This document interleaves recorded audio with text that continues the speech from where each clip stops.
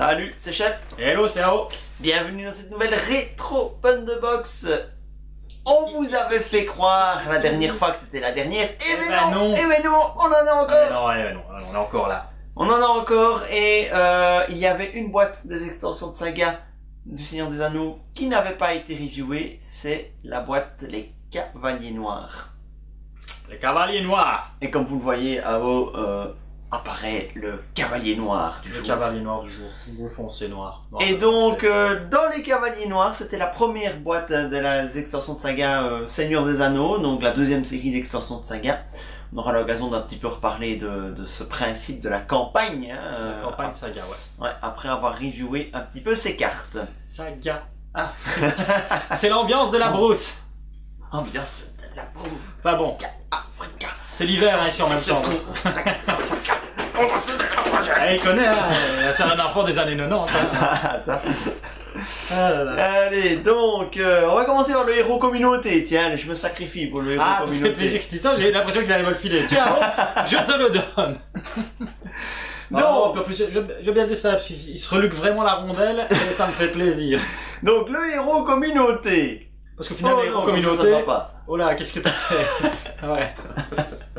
On teste des trucs. En direct. Donc, le héros communauté, c'est parce que la sphère communauté est une nouvelle sphère dans cette extension de saga. Tu voulais changer la couleur pour la sphère de communauté, c'est ça? T'as essayé de faire un effet spécial? Je peux faire une couleur par sphère, hein, ça peut être rigolo. Ouais. Bon, à l'incrustation, ça donnera rien. Donc, une sphère communauté, donc c'est comme la sphère Saké hein, qu'on avait reviewé, donc c'est une nouvelle sphère utilisable uniquement dans les extensions de saga.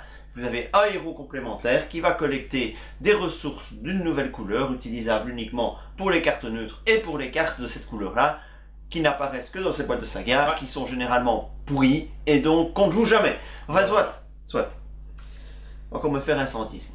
Donc, Frodon Saké. Elles sont super pour la mode saga, bon. Voilà, moi j'ai pas encore fait le mode saga. Peut-être que je ne le ferai jamais, de toute façon j'ai plus les boîtes. Donc, donc voilà.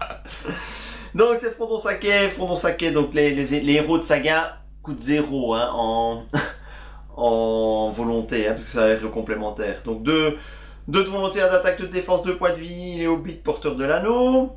Réponse, dépenser une ressource communauté et incliner l'anneau unique, parce qu'il y a un anneau unique avec lui évidemment. Pour annuler les effets d'une carte de rencontre tout juste révélée du deck de rencontre, mélanger cette carte dans le deck de rencontre et révéler une autre carte du deck de rencontre. Bref, c'est Eleanor, mais avec un anneau. Voilà. En payant avec les ressources. C'est Frodon qui joue avec... À part qui est à 2. Ouais. C'est bien, au moins il est à 2 lui, tu vois. Oui, il n'a pas besoin de s'incliner. C'est pas comme Bilbo héros qui est à 1 en vert, hein, je parle en connaissance. Hein. Attention, parce que... Voilà, mais dans l'absolu pour ce scénario, il est pas mauvais. Il est bon, il est plutôt bon, il est plutôt utile même. Ouais. Donc pour la saga, c'est vrai que c'est une belle capa. Ouais. Voilà. Ouais. Bon, on va pas s'éterniser dessus. Hein, côté là 2 points de vie, hein, donc il faut le ménager un petit peu. Oui, surtout que si un héros communauté quitte le jeu, c'est... Tu le laisses bien derrière en train de se lui reluquer la rondelle et c'est tout ce qu'il fera du scénario. Hein. Il va se reluquer la rondelle, il va la faire briller bien à fond et c'est tout ce qu'il fera. Allez, je sens bien que celui-là tu vas nous le faire. Ah ben c'est dédicace à Alex.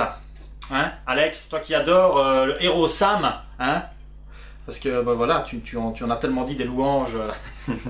Non, en fait, il ne l'aime pas, il le déteste, il le trouve nul à chier. Plutôt, moi je le trouve plutôt bon. Donc Sam Gamgee, hein, alors on est en sphère commandement. 3 de volonté, 8 de coups, pardon, 8 de menace, 3 de volonté, 1 d'attaque, 1 de défense, 3 points de vie. 3 points de vie pour un hobbit, c'est plutôt pas mal. Il a le trait hobbit forcément, et c'est tout ce qu'il est. Réponse, quand vous engagez au combat un ennemi ayant un coût d'engagement au combat supérieur à votre niveau de menace, redressez Sam Gamgee, il gagne plus 1 de volonté, plus 1 d'attaque, plus 1 de défense jusqu'à la fin du tour. Bah, c'est le petit... Bah, il me dit rien, au niveau de ses stats, je l'aime beaucoup. Hein, parce qu'au moins, voilà, tu lui demandes de quitter, au moins il quitte bien. Ouais. Pour un coup en menace qui est plutôt faible, et il a 3 points de vie. Ouais. Oui, on peut dire que c'est le meilleur des hobbits. Bah disons que dans la mécanique Hobbit, tu es obligé de le mettre avec si tu veux rester en secret, en tout cas si tu veux rester en secret, parce que la mécanique Hobbit ne se limite pas au secret, la mécanique Hobbit elle veut juste être bas en menace, il est plutôt vachement bon, en tout cas il permet de quitter et il amène la sphère thune. Oui, et puis pas que en Hobbit, hein. Sam Gamgee peut être un excellent choix si tu veux maintenir ta menace basse. Et avoir quand même de la volonté pour quitter, ouais. Il fera que ça, en tout cas tu pourrais ne l'utiliser que pour ça, quoi. Ça peut être un bon choix à la place d'un Denethor. Hein. Et puis maintenant, il y a quand même des cartes aussi qui sont sorties et qui permettent de dire si tu as un Hobbit et un rôdeur, tu peux jouer cette carte qui te donne des effets. Et tu peux juste aussi le jouer pour sa volonté, son trait et la sphère qui peut amener de la thune, quoi. Donc, moi je trouve qu'on le voit moins, mais je trouve qu'il est toujours jouable. Ouais, on le voit moins. Mais la sortie de Denethor Commandement, l'a fait rentrer en fait dans les boîtes. Parce Ouais, que... alors que pourtant ils n'ont pas le même. Non, mais Sam Gamgee était sûr souvent utilisé comme ce héros commandement qui coûte pas trop cher en qui menace, amène de la quête. qui amène de la quête et qui amène la sphère commandement. Et puis Denethor est arrivé. Denethor Le il quête problème, pas, c'est que mais. ouais, le Denethor est arrivé et il a un intendant direct, quoi. Donc, Ouais. ça dépend un peu des utilisations que tu veux en faire, mais moi je trouve que c'est toujours un héros. Toujours un bon héros. Maintenant, je l'ai personnellement jamais buildé pour essayer d'en faire un tank. J'ai déjà vu des tables où il joue le bâton dessus, le manteau de Hobbit, qui commence à le stuffer pour essayer de faire tanker, et qui lui mettent des nœuds. C'est comment Des nœuds serrés. Les nœuds serrés pour essayer de le faire un peu multi-tanker entre guillemets. Mais oui, ça peut marcher, mais voilà, moi je le préfère en héros bas en menace qui met de la quête et qui amène un peu cette ressource, quoi. Maintenant, ça fait très longtemps, c'est vrai que depuis que Denethor est arrivé, il a pris énormément de place dans mes decks. Mais ouais, pourquoi pas le ressortir. En tout cas, on part dans une optique draft, je le pioche, je suis plutôt content. Ah oui, c'est clair, c'est clair. Donc, C'est un héros sympa, c'est un bon héros, il est généraliste, il est à la base des decks Hobbit aussi. Donc et puis voilà. il y a un deck Monosam en tout cas il marchait plutôt vachement sympa.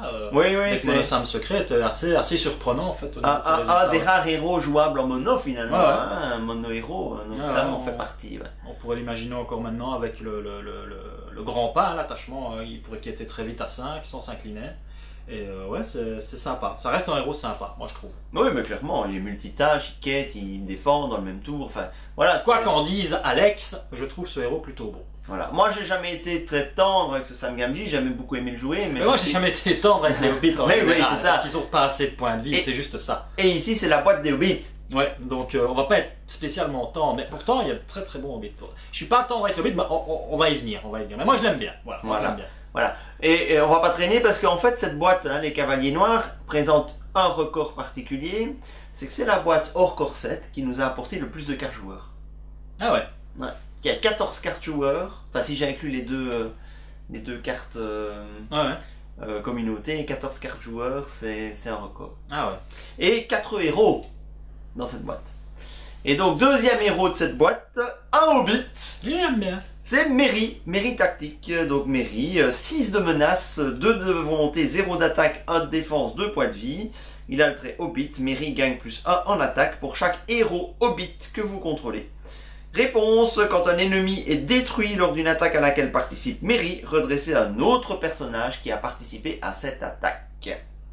Et ce héros a fait pleurer des gens, en tout cas a fait crier beaucoup de gens. Ah oui, moi Quand en premier. Je l'ai pas en premier, quand Aragorn 3 est sorti, hein, parce que c'était Ah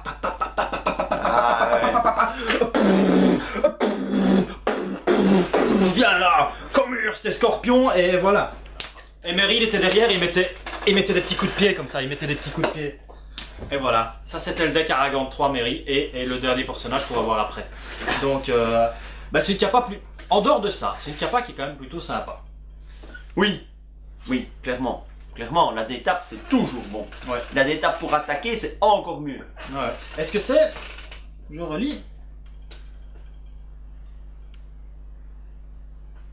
Ah, en plus, tu peux redresser un personnage copain, hein, donc tu peux redresser à distance qui t'a aidé. C'est clair, Les tu peux là, redresser- sans le dire, tu- n'importe qui. Voilà, c'est ça. Hein, donc c'est vraiment chouette. Ouais, C'est très dans un esprit multi, collaboratif pour Ouais, ouais. attaquer. moi, je le trouve assez sympa. Ouais. Ouais. Et qui est à deux, hein. Maintenant, le souci de Merry, ben, c'est vrai que dans l'usage avec Aragorn tactique, Ah oui, c'était. Voilà. c'était extrêmement fort. Maintenant, mais- je souligne qu'on ne le voit plus ce deck là. On a trouvé, je vais pas dire qu'on a trouvé mieux, en tout cas on a trouvé plus cher en menace pour faire encore un peu plus bourrin. Alors moi je mets Elfhelm avec les poneys, je mets les destriers sur Aragorn et c'est parti quoi. Oui, voilà. Aragorn 3 n'a pas forcément Mais de ça reste tactique. un héros, j'en reviens un peu à ça, mais ça me fait penser, ça reste un héros jouable, sympa, pas fumé, mais voilà, qui est sympa. Et puis c'est un héros qu'on peut aussi mettre facilement avec le Théoden tactique, parce que il est bas en menace, donc parce que les héros tactiques en général sont quand même assez chers. Ouais, En tout cas, les vieux, Ouais, parce c'est que maintenant on a eu possibilité. Région et tout ça. Mais Merry pourrait être ce héros tactique qui ne ferait que quitter. Et je pense Théoden, Éowyn et Merry, tu passes pas très haut en menace. Hein. Tu démarres à 24 pour 3 héros tactiques et tu quittes à 5, 6, 7, 8, 9, 10, 11, premier tour quoi. Ouais, Donc ouais. c'est sympa quoi pour un deck tactique un peu. Le seul souci de Mary, c'est qu'en dehors d'un deck Hobbit, ben, il tape qu'à 1. Il tape à 1, ouais. Ouais, c'est un peu tristounet. Hein. Voilà. Il aurait moins dû avoir au moins un de base pour faire taper au moins à 2 quoi. Parce que là c'est vrai que t'as juste envie de l'envoyer en quête.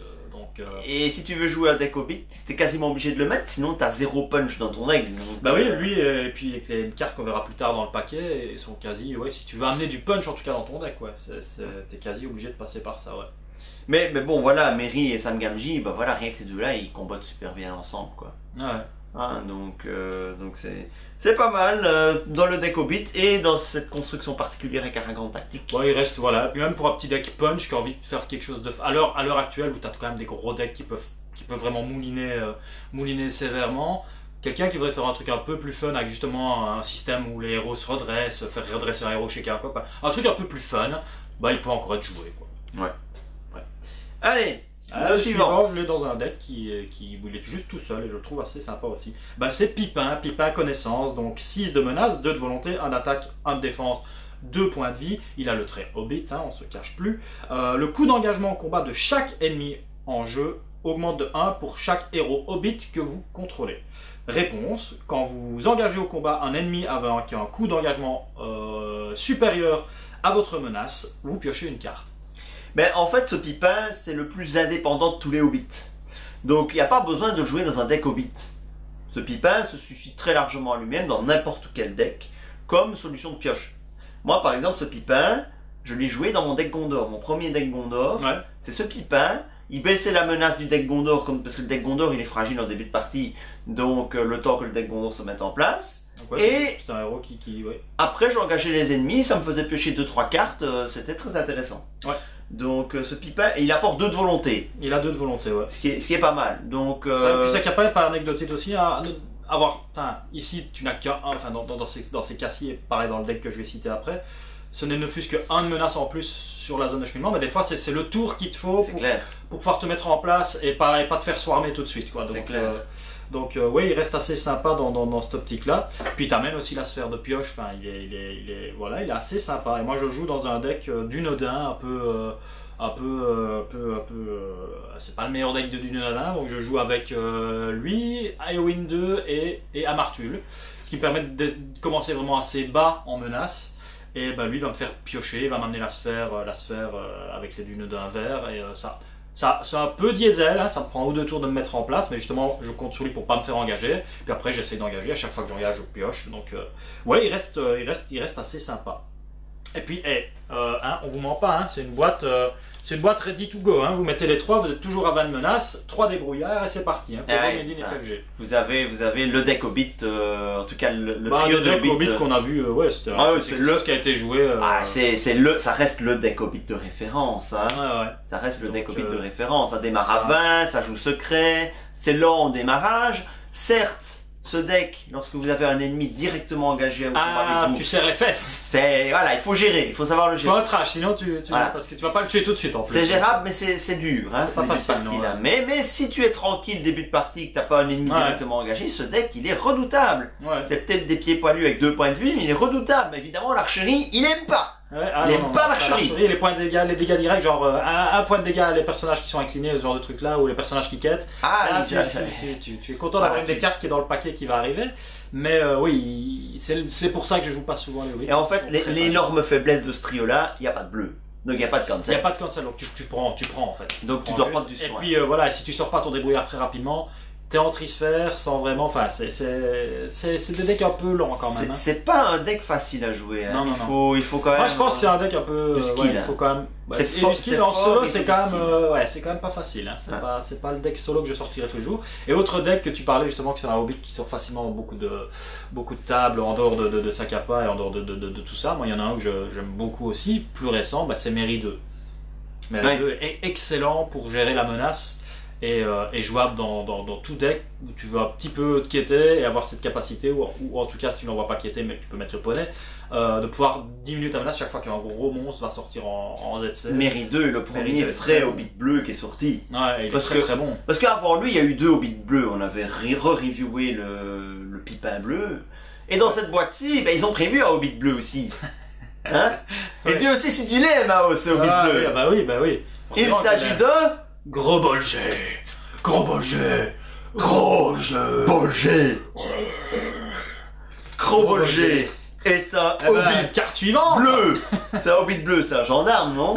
Donc c'est un Hobbit Voilà. bleu. Un Hobbit bleu, donc, qui a 7 de menaces. C'est surtout le Il coûte plus cher que les autres. suivant qui me fait pleurer, moi. 1 de volonté, Voilà, ça fait mal. 1 d'attaque, 2 de Pourquoi défense, 2 de défense et pas 2 de volonté? Pourquoi FFG?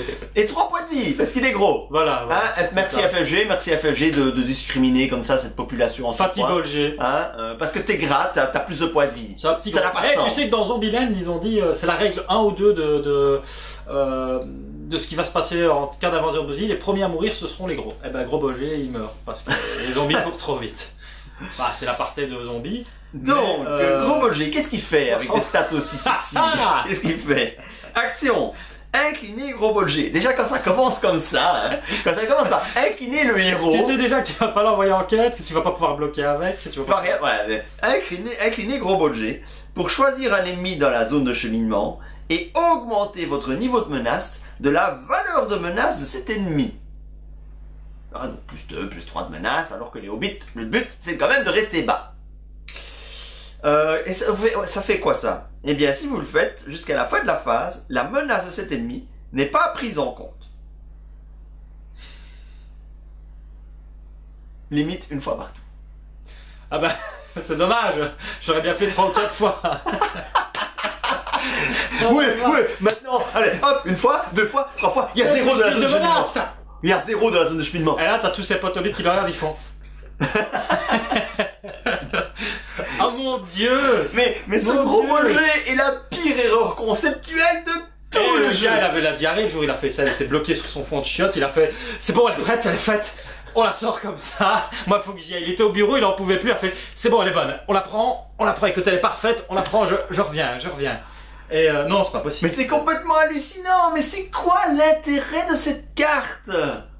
En tout cas, en solo, l'intérêt il est nul parce que je vais pas augmenter ma Peut-être qu'un menace. jour ils vont nous sortir une carte du genre, après avoir pris autant de menaces, tu joues la carte en comment je vais dire, en réaction, et ça fait autant de points de dégâts direct à un ennemi. T'imagines le truc? Ça le rendrait jouable. Là, ça le rendrait, Ça le rendrait jouable. Ça le rendrait Mais jouable. on n'aura jamais cette carte. Mais Et donc, allez, soyons honnêtes. Je vais vous trouver une utilisation de Gros Bolger pour vous dire qu'on n'est pas totalement parti pris ah dans cette oui, mais moi émission. j'en ai une aussi.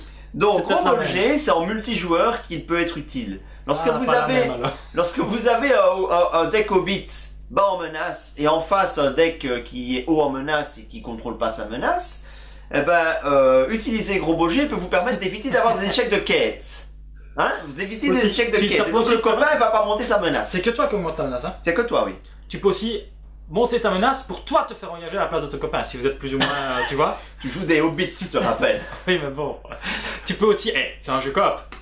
On est au Seigneur des Anneaux. Tu peux aussi te dire, écoute, je les engage tous, ils m'éclatent, tu finis la part tout seul parce que je suis comme un gros boulet à ton pied. Un Emily Play. Voilà, quoi. Donc, ouais, non, moi, il y avait la carte où tu peux l'attacher et quand il meurt, tu regagnes, quand il meurt ou qu'il quitte la table, tu regagnes, tu diminues ta menace du nombre de trucs. Ça te fera une baisse de menace de 7. Mais bon, là, tu me dis, pourquoi ne pas jouer Fulk? Eh ben oui, mais bon, moi j'essaye de trouver des solutions à Gros Bolger. Hein. Ah, le Gros Bolger qui sert que pour la chute de Gilgalad, là, tu vois. Boum, allez, meurs. Allez mec, allez, faites pas ça, je suis plutôt un gars cool, moi. Oh là là là là là. Pourquoi on est encore en train d'en parler, quoi? C'est ça, quoi. En tout cas, sur la SDHJCE TV, il restera un moment historique à haut. Oui. C'est le moment où au draft 2018, Oui. tu pioches Gros Bolger. Et là, cette réaction, ça vaut tout l'heure du monde, et je vais vous la réincruster parce que c'est un tellement bon moment qu'on s'en lasse pas. Par là ou par là ou par là. Je prends ça. Mais oui, bah oui. Bah oui, bah écoute, je l'espère. Tu l'as déjà vu pour le jeu? Non, J'espère qu'un jour tu connaîtras cette immense joie. les deux qui ont eu cette chance, c'est Et que tu n'auras pas de moyen de veto ou de joker. Non, mais pour Gros Bolger est immunisé au fait. Ah, ça me fait plaisir. Ah, bah voilà, vous avez entendu tout le monde. Immunisé. Et ça fait plaisir parce que c'est tellement thématique à ce jeu. Cette carte ne peut pas être annulée. Gros Bolger ne peut pas être jokeré. Et ça, ne ce sera peut pour pas. ce sera pour le draft 2020, parce que le 2019, il est déjà passé. Oui. Qui sortira en 2023 sur vos écrans. Allez, Ah, quelle merde. on va s'arrêter là pour Gros Bolger. Autant Allez, vous voilà. dire que c'est On part. le pire héros du jeu, je crois. Je crois Bah, honnêtement, un même des Bombure pires, est un des mieux que pires. ça. Même Bombure, il a 5 points de vie, tu m'étonnes. Même Pipin Bleu, parce que et vous pouvez lui trouver Mais une j'ai rien que utilité ça, dans voilà. un deck Hobbit, mono Hobbit. Non, puis en plus il s'appelle Gros Bolger. Qu'est-ce que tu t'en fous quand t'as lu le Seigneur des Anneaux d'avoir une carte qui s'appelle Gros Bolger? Donc tu Ça, quoi. préférerais pas avoir autre chose? Gros Si. Bolger, un T'es héros. content de jouer Gros Bolger, toi? Non, moi pas. Ben voilà. Bien, allez, Voilà. on attaque les alliés. On est parti avec commandement. Eh ben ça fait plaisir. C'est Bill le poney. Eh oui, ces mines ne sont pas faites pour les poneys, Sam. Ah, Bill. Brave Bill. 2 de coups, 1 de volonté, 1 d'attaque, 0 de défense, 2 points de vie. Il est créature poney. Il est créature. Tiens, intéressant avec ce qui vient de sortir. Hein. Je suis pas sûr que tu le mettras, mais bon. Le coût pour jouer Bill le poney est réduit de 2 si vous contrôlez Sam Gamgee. Ne peut pas avoir d'attachement, chaque personnage Hobbit gagne 1 point de vie. Ah bah, Bah, c'est le pote de Sam. Hein. Je vais peut-être pas dire... Au début, je crois qu'on le voyait quasi 3 fois dans tous les decks. Parce que tu le prenais, tu pouvais le tracher si t'en avais un autre en main, tu le remettais, tes Hobbits reprenaient point de vie. J'ai envie de dire que si tu joues vraiment 100% Hobbit et que t'as Sam, t'as quand même envie d'en mettre attends, 3. tu joues Sam, tu le mets au moins en x1. Ah oui, parce que fois 1, c'est minimum. Parce que c'est un allié gratuit. Moi, j'ai presque envie de dire que je le mettrais quand même toujours en x3 parce que t'es tellement fragile, quoi. Oui, ça peut servir de trash, clairement. Ouais. Hein. Donc Donc, c'est à un partir trash du moment où t'en gratuit. À partir du moment où t'en repioches un, tu dis ok c'est bon, je peux trasher Bill, puis on le remettra prochain. Par contre, ne trash pas Bill si t'as un Hobbit à 2 points de vie. Attention, hein, ça c'est déjà arrivé, j'ai déjà À vu. 2 dégâts là. Tous ces Hein? Hobbits à 2 dégâts. J'ai déjà vu un joueur qui commence par AL et qui finit par X, qui serait capable de faire ça. Hein. J'ai plus la carte, elle est là. Il ne l'a pas fait, mais il pourrait. Mais honnêtement, ce Bill le poney, indépendamment du fait que c'est un allié gratuit avec Sam Gamgee, c'est l'allié indispensable pour donner un petit peu de corps à ces Hobbits qui Ah manquent oui, de parce points de vie. que sinon t'es obligé de passer par des trucs de Hobbit qui coûtent 0 et qui ne font gagner que 1 point de vie que sur ton personnage. Donc non, il est plutôt bon. Il est plutôt bon. Et c'est chaque personnage Hobbit, donc ça inclut aussi tous les alliés que vous allez mettre dans un deck. Donc, Ouais. donc il est excellent ce Bill le Ouais, poney, ouais. avec Sam Gamgee uniquement. Avec Sam, ouais. Avec Ouais, Sam parce qu'il n'y a Gamgee pas uniquement. d'autre. Il y a un allié, Sam, mais bon, il faut que tu chopes l'allié, puis que tu chopes Bill, ça devient un peu, ça devient un Oui, peu compliqué. oui, l'allié il est bleu, Sam Gamgee, donc oui, ça devient un petit peu une usine à Ouais. gaz. À ce moment-là, tu le mettrais peut-être que, tu aurais peut-être Sam allié 3 fois dans ton deck, et Bill une fois, peut-être, éventuellement. Mais avec le héros, il est plutôt très bon. Ouais. Il est auto-include avec le héros. Ouais. Et dans un deck Hobbit, il est très fort. Donc Bill le poney, dans le deck Hobbit, c'est indispensable. Ah, bah écoute, t'as du bol, t'es verni, toi, hein. Ah oui, Prosper Poire de Beurré, je suis sûr que vous ne vous souveniez même pas que cette carte existait. Donc Prosper Poire de Beurré, c'est un allié qui a le trait Bré. À quand le deck Bré? À quand le deck À Bré? quand la mécanique Bray? La mécanique Bré. Ce sera le deck à boire, tu vois. Chaque fois que vous engagez Parce un qu'en fait, personnage Bray est le Bré, diminutif de bourré, c'est juste que quand t'es bourré, je suis complètement Bray. je suis complètement Bré. Je suis rentré Bray hier. Complètement Bré. Bray. Alors, Alors que chez nous, Bray. incliné, à chaque fois que vous engagez un personnage Bré dans la quête, buvez un coup. Ça peut être sympa, ça. Vu qu'il n'y en a pas beaucoup, c'est pas près d'être bourré. C'est pas près d'être Bray. On va créer l'extension Bré. Hein, Je vais ça faire un sera deck fini. Bray. Alors, Prosper Poire de Beurré, c'est un allié qui coûte 2, qui a 1 de volonté, 0 d'attaque, 1 de défense, 3 points de vie. Hein. Quand même, hein. Encore Un quelqu'un tampon, qui a hein. de l'embonpoint et qui a Ouais, 3 points de vie. Si chaque héros que vous contrôlez a le trait Hobbit, les dégâts des attaques sans défense contre vous peuvent être assignés à Prosper Poire de Beurré. Bah, somme toute, il est pas mal. Oui. Il est pas mal, c'est un tampon à dégâts, quoi. C'est vraiment un mec qui finit les verres en fin de soirée. Et hop là, tu lui arrêtes un petit peu. Ah, et hop là. Moi, C'est un tampon. j'ai quand même un petit peu de mal avec l'intérêt de cette carte parce que Bah, avec Bill le poney, il a 4 points de vie, il encaisse 4 points de non, dégâts. il n'est pas Hobbit. Hein. Ah oui, c'est vrai. Il n'est pas Hobbit. Oh bah, écoute. Ouais. Il a même pas monté à 4 points de vie, c'est vraiment... Tu ne comprends pas FFG. En fait, cette Je ne carte, comprends cette carte, pas. elle vous dit payer 2 ressources vertes pour avoir 1 de volonté. Et éventuellement, après, bah, s'il y a une attaque sans défense sur un Hobbit, vous l'utilisez comme tampon. Mais spectre ou pas, Ça fait ils cher. n'entreront pas si facilement que cela au poney. Et ils arrivent au poney, t'explosent ta porte, et c'est réglé. Et il est caché derrière le comptoir, hein, le Voilà. Prosper. Hein, donc, La seule chose qu'ils sauvent, c'est qu'ils ne sortent pas les gens bourrés, c'est tout. Donc honnêtement, ce Prosper par de beurré, C'est vrai qu'il a pas le. Oui, c'est. Ouais. il est trop cher pour ce qu'il apporte. Vous avez vu sa Mais il est pas statline? au bit de toute façon. Non, il est pas au bit, mais vous avez vu sa statline pour son Mais coup. il aime les petits gens. Et il ne fonctionne Ouais. qu'avec des decks au bit. Ouais. Donc je l'ai jamais vu dans un deck. Et puis, oui, et puis, voilà, tu vas pas le mettre si t'as qu'un. Enfin, il faut au moins que t'aies tout. Ouais, c'est. Ouais. De toute façon, il n'existe qu'un seul Prosper. Si, moi je crois que j'ai déjà vu. C'est Prosper, yop là, boum là. C'est le roi du pâté pisseur. Je connais pas. C'est pas à vous, vous me direz si vous connaissez, mais moi j'aime le. Je sais pas, on dirait une pub pour du pâté. C'est le pote à géant vert. Ah là, oui, Bon. bon, bah voilà. Ouais, Prosper. Repose en On se paix. perd. Repose en paix. Bah voilà, Ah voilà bah pour écoute, toi, ça. voilà. Chacun son tour, hein. Les grands esprits se rencontrent. Alors on passe en tactique avec Père Maggot. Et oui, le Père Maggot va vous réchauffer le cœur. Bande Alors. de pourriens. Alors voilà, bande de vauriens. Alors 3 de coups, 1 de volonté, 2 d'attaque, 0 de défense, 2 points de vie. Il est hobbit, lui. Il est unique, le Père Maggot. Réponse, quand le Père Maggot entre en jeu, infligez 1 dégât à un ennemi engagé au combat avec vous, 2 de dégâts si le coût d'engagement de cet ennemi est supérieur à votre niveau de menace. Capa sympa.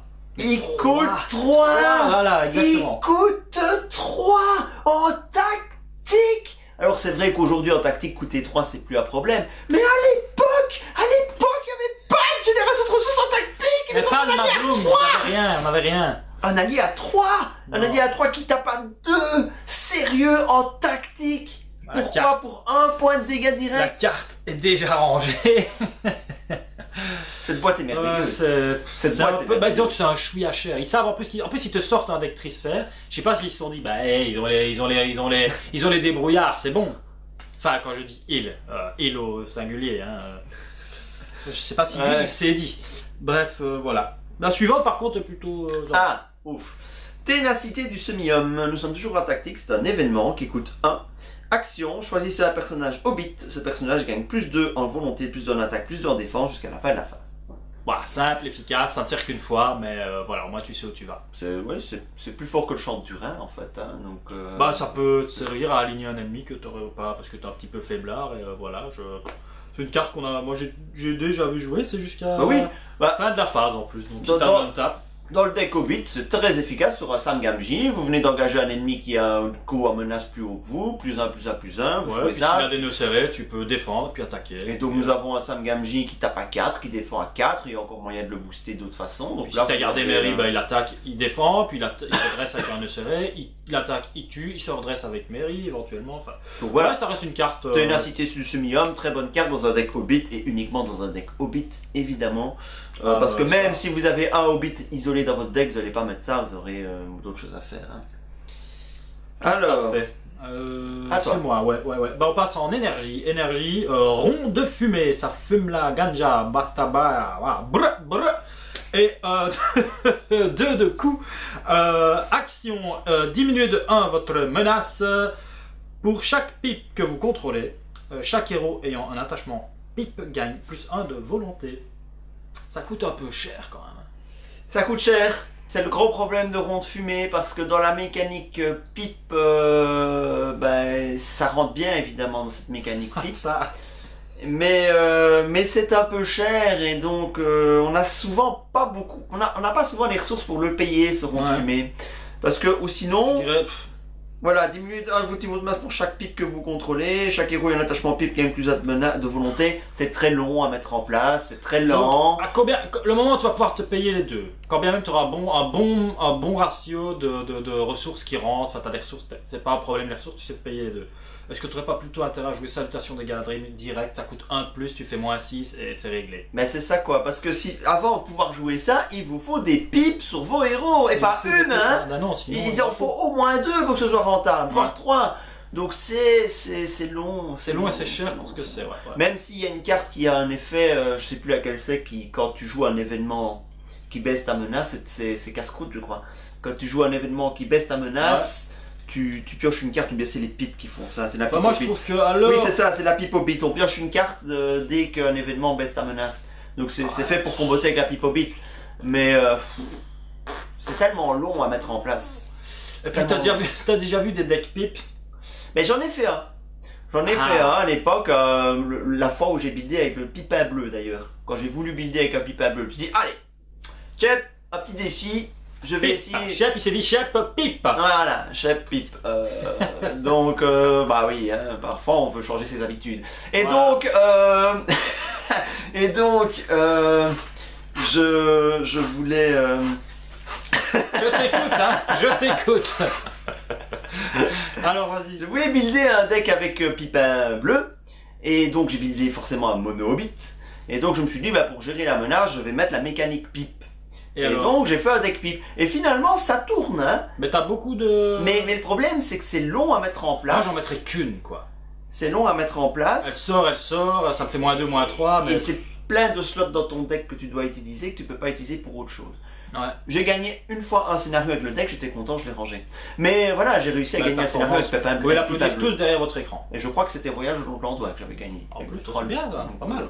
Voilà. Donc voilà, c'est un peu cher, c'est dommage. Parce que dans la mécanique. pipe, C'est le truc qui est sympa parce que ça pourrait te permettre de te donner envie de jouer pipe, hein. Et tout le monde aime la pipe. Et donc, pourquoi pas, mais moi je trouve que c'est cher. Donc, du coup, t'es zéro ce truc. Ouais. Du coup, Ouais. t'es zéro. Ça Ça aurait doit être le conseil d'Elrond, Hobbit moyennant en pipe. Ouais, quoi. parce que voilà. Parce qu'à deux, franchement, c'est cher. c'est cher, ouais. Ah, Alors. Ne pas se faire remarquer. Ne pas se faire remarquer est un événement connaissance qui coûte 3. Le coût pour jouer ne pas se faire remarquer est réduit de 1 pour chaque héros hobbit ou rôdeur que vous contrôlez. Action, ajoutez 5 au coût d'engagement au combat de chaque ennemi jusqu'à la fin du tour.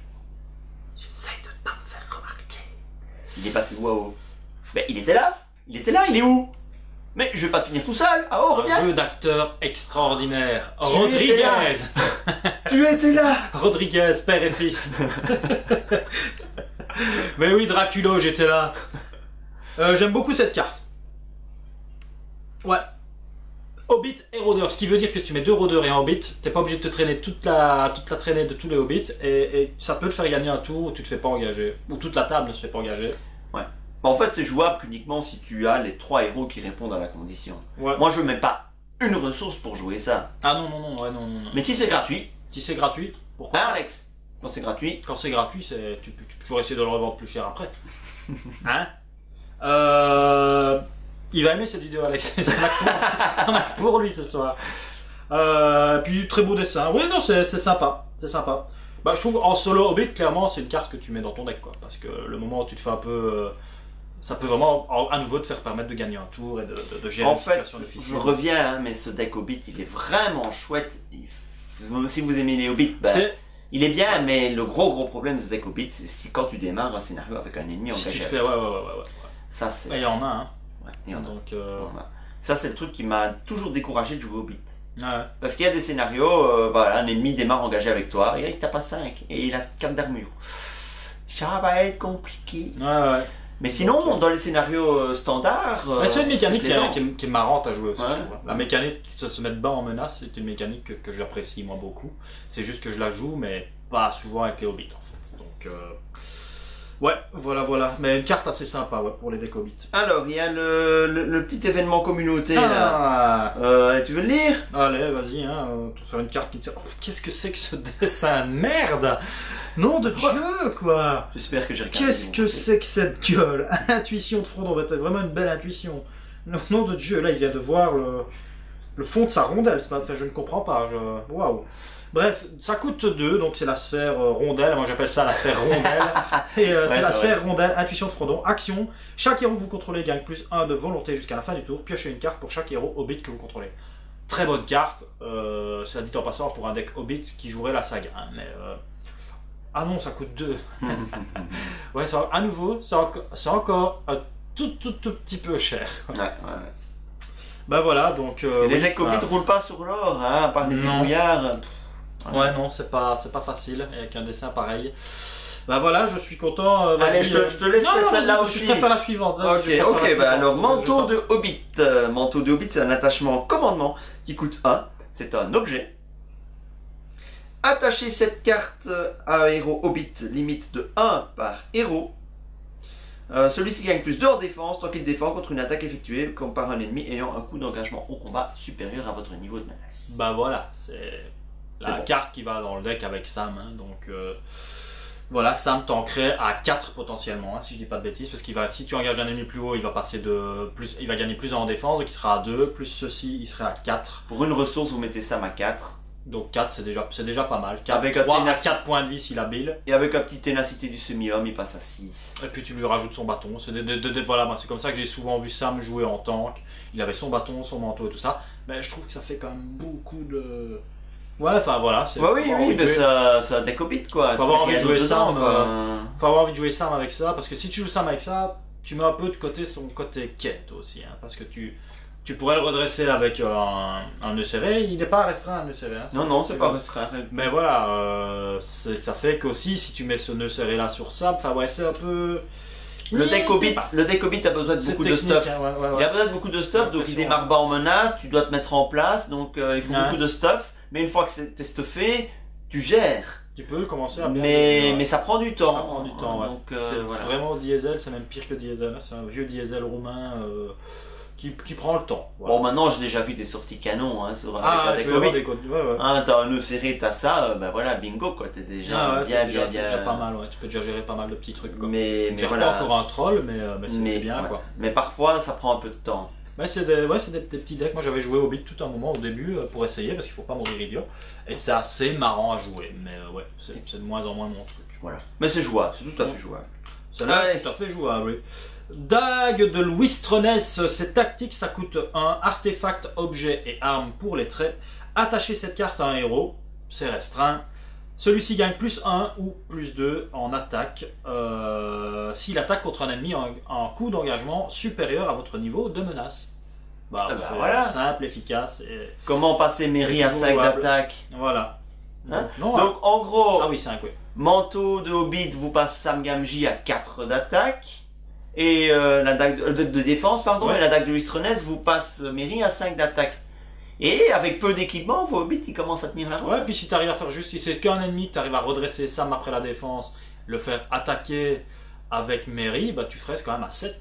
Ouais. Donc 7 c'est pas rien, tu peux commencer à one-shot des trucs assez costauds. Et puis s'il a une deuxième dague, si le petit Mairie a une deuxième dague, bah, là il passe à 7 lui tout seul. Hein. Donc, il faut quand même mettre des belles murges, hein, Mairie. Ouais, non. Il faut qu'il soit avec d'autres Hobbits. Penser que le deck Hobbit est un deck faible est une erreur, c'est juste un deck qui nécessite de bien sortir et de se stuffer. Ouais, de gérer les points de dégâts, ce genre de choses. Ouais. Une fois qu'il est là, voilà, c'est vrai que la menace des Hobbits c'est les dégâts. Le vrai danger. Ouais. Parce que les ennemis, vous pouvez les gérer. Ouais, parce que théoriquement, tu as le temps de temporiser, sauf comme dit Shep, la grosse menace, c'est celui qui te va vraiment t'engager où tu n'as rien demandé. Mais voilà, c'est des decks, ça reste jouable, ça reste plaisant à jouer aussi, c'est différent, voilà, c'est différent, c'est une mécanique un peu différente. C'est pas mon truc, moi j'aime bien les gros tons, j'aime bien Béorn, donc c'est complètement différent. Tu sais, cette review, ça me donne presque envie de rejouer un peu Hobbit, de rejouer un petit peu le trio Hobbit là. Ouais. Donc voilà, Dague Louis Stronès, très bonne carte. Alors, la pipe Hobbit. Donc la pipe Hobbit, c'est un objet, donc on est en énergie, c'est un objet pipe qui coûte 0. C'est gratuit. C'est gratuit. Attachez cette carte à Hobbit, limite de 1 par personnage. C'est un Hobbit. Donc c'est pas forcément un héros. C'est un Hobbit. C'est un Hobbit. Réponse, quand votre niveau de menace est diminué par l'effet d'une carte événement, inclinez la pipe Hobbit pour piocher une carte. Par événement uniquement. Ouais. Donc tu baisses ta menace suite à un événement, t'inclines la pipe Hobbit, tu pioches une carte. Bah oui, évidemment, ils essaient de faire la combo avec Rond de Fumée que je trouve un peu cher, c'est ça qui est dommage. Dans cette boîte-ci, je la rejouerai pas, cette combo-là, vraiment. Surtout que là, à part Gros Bol G, bah, niveau carte bleue, en tout cas avec cette boîte-là, t'as pas spécialement envie de sortir le côté bleu.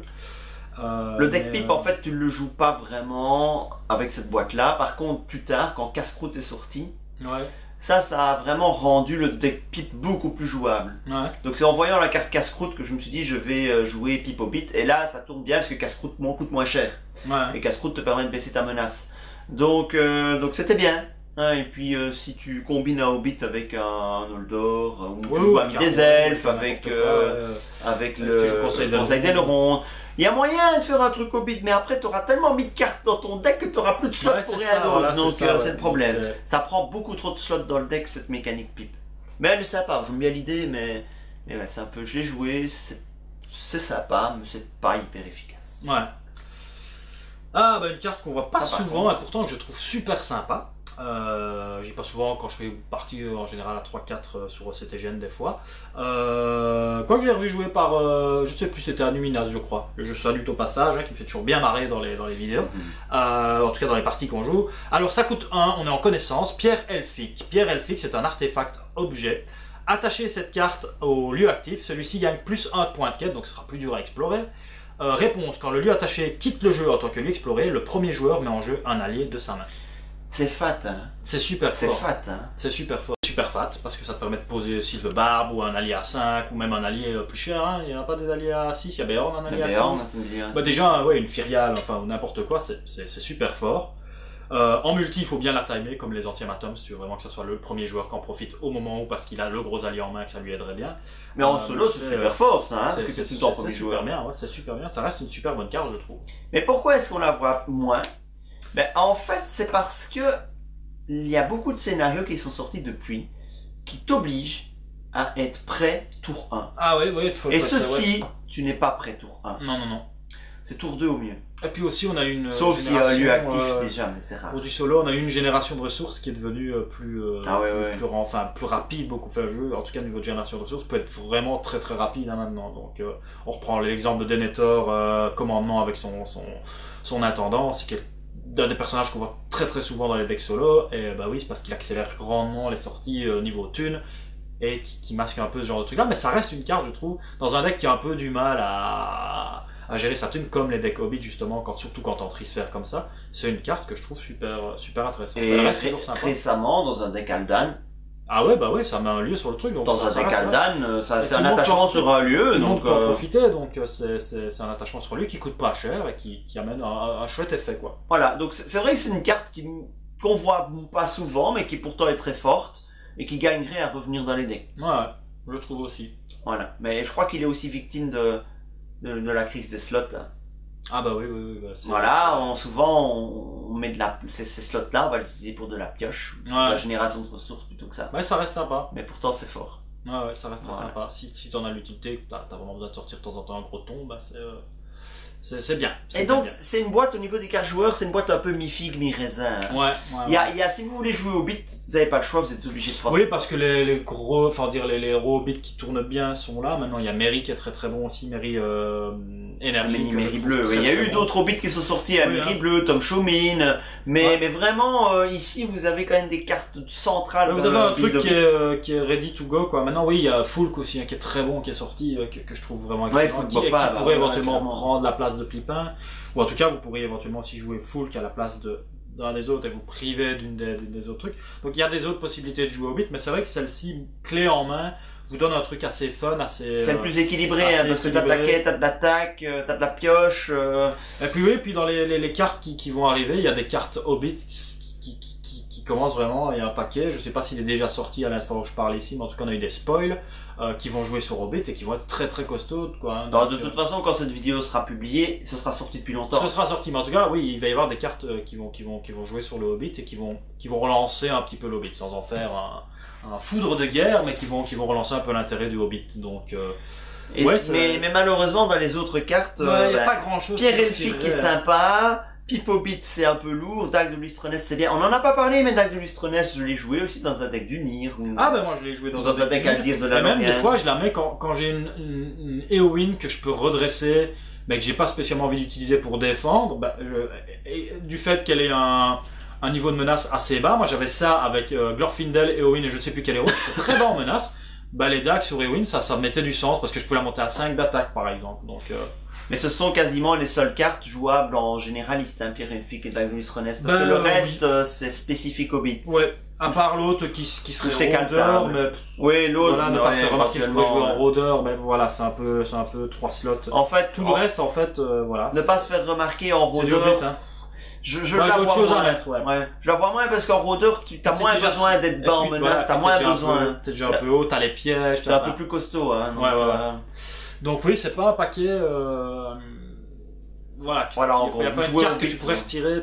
Si tu joues pas au bit, tu peux vraiment te passer du paquet parce que tu n'as pas grand chose que tu vas aller chercher là-dedans.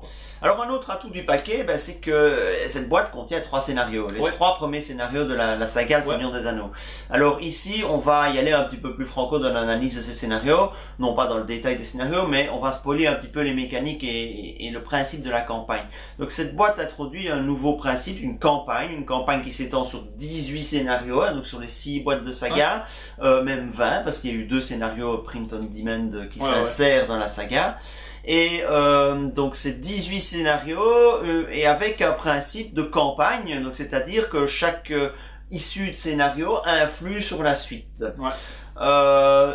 Ça lance un peu le principe Arkham. Hein. Ouais. L'idée en soi à la base n'est pas mauvaise, mais je trouve personnellement que c'est complètement raté. Pourquoi? J'ai pas été gros fan. On va pas se faire des amis, hein, attention. Ouais, non, mais pourquoi? Ben parce que le Seigneur des Anneaux pour moi n'est pas compatible avec un mode campagne tout court. Je vais juste donner un exemple pour vous faire comprendre. À un moment donné, c'est pas dans cette boîte-là, mais à un moment donné dans la saga, et là je spoil, hein, donc si vous voulez pas le spoil, le coupez. Donc à un moment donné dans la saga, dans les scénarios de saga, on va vous demander de sacrifier un héros pour simuler le sacrifice de Gandalf dans la Moria. Donc on va vous demander de sacrifier un héros. Ce héros est perdu définitivement pour tout le reste de la campagne. Vous devez le remplacer par un autre héros. Non mais attends, dans le Seigneur des Anneaux, la moitié, si pas les 3/4 des decks ont besoin des 3 héros que tu mets dedans. Ouais. Tu enlèves un héros, tu pètes la mécanique de ton deck. Ça n'a plus le moins d'intérêt. Le Seigneur des Anneaux est un jeu de deck building. Donc non. Non, je suis pas d'accord avec ça. Moi, j'ai pas envie de jouer cette saga, rien qu'en sachant qu'à un moment donné, je vais devoir casser mon deck pour simuler un événement du livre. Alors, deuxième défaut que je reproche à ces sagas, c'est qu'en gros, les scénarios te poussent à builder, je vais dire, au plus près du livre. J'entends quoi par là? Mais par exemple, le premier scénario de cette boîte-ci, les Cavaliers Noirs, t'y vas avec un deck qui est pas au bit, mais tu te fais démonter la gueule, quoi. C'est hallucinant. J'y étais avec mon deck Noldor, le deck Noldor qui a roulé sur le cycle 5, enfin presque, qui a roulé sur le cycle 6 totalement. Hein, le deck Noldor, le deck qui a le plus haut taux de pourcentage de toute mon histoire de deck building, 80% de victoire le deck. Je joue sur les Cavaliers Noirs, je commence la campagne, je me dis, oh, ça va aller. Je me fais démonter. Je n'en reviens pas. Alors que si tu le joues avec des hobbits, tu le joues avec 3 hobbits, mais tu le passes ce scénario. Pourquoi? Parce que les Cavaliers Noirs, ils t'engagent jamais. Quand t'es Noldor, je démarrais à 30 de menaces, les Cavaliers Noirs, ils me poutrent. Mais les Cavaliers Noirs, ils tapent fort, ils défendent fort. C'est quel scénario le premier, juste pour savoir? C'est le poignard dans le noir? Non, c'est celui avant, ou bien je confonds. Ou c'est Fuite vers... Enfin, c'est celui où les Nazgûl... C'est Fuite vers le guet, je crois que c'est le troisième en fait. Le troisième? C'est Fuite vers le guet, mais celui où t'as les Nazgûl qui arrivent et puis que tu dois en ramener tout le temps, et puis que dès que tu les tues, ils reviennent. Enfin, je l'ai joué qu'une fois, hein, j'ai aucun vague souvenir, mais ça m'a traumatisé. Puis là, je me suis rendu compte, sur ce scénario, si tu veux le gagner, tu dois être bord menace. T'es pas bord menace, c'est dur. Et en même temps, des scénarios comme ça, il y en a beaucoup dans le jeu. Oui, mais ici, je le trouve un peu dur. Mais ça m'a paru... Ça l'a marqué. Ça m'a paru, mais tellement flagrant. Et alors, à la limite, ok, je veux bien. On fait être fluff, on te pousse, il y a 4 hobbits dans la boîte, on te pousse à jouer au bit les scénarios de la boîte. À la limite, ça je critique pas, pourquoi pas, hein, pour les joueurs plus casus, c'est sympa. Mais après, tu te retrouves un peu plus loin dans la saga, avec des scénarios tellement bourrins, que t'es hobbit, mais non, t'es obligé d'aller taper une armée du Gondor ou une armée de Rohan pour espérer tenir le coup. Hein, si pas mettre une armée d'Ent ou que sais-je moi, ou 40 Béornites dans ton deck, malheureusement c'est pas possible. C'est hallucinant, les derniers scénarios de la saga sont d'une difficulté mais totalement répugnante pour un truc qui est censé se jouer en campagne. Donc vous tuez à faire 15 scénarios, 16 scénarios. Tu peux le dire. Oui, hein, voilà.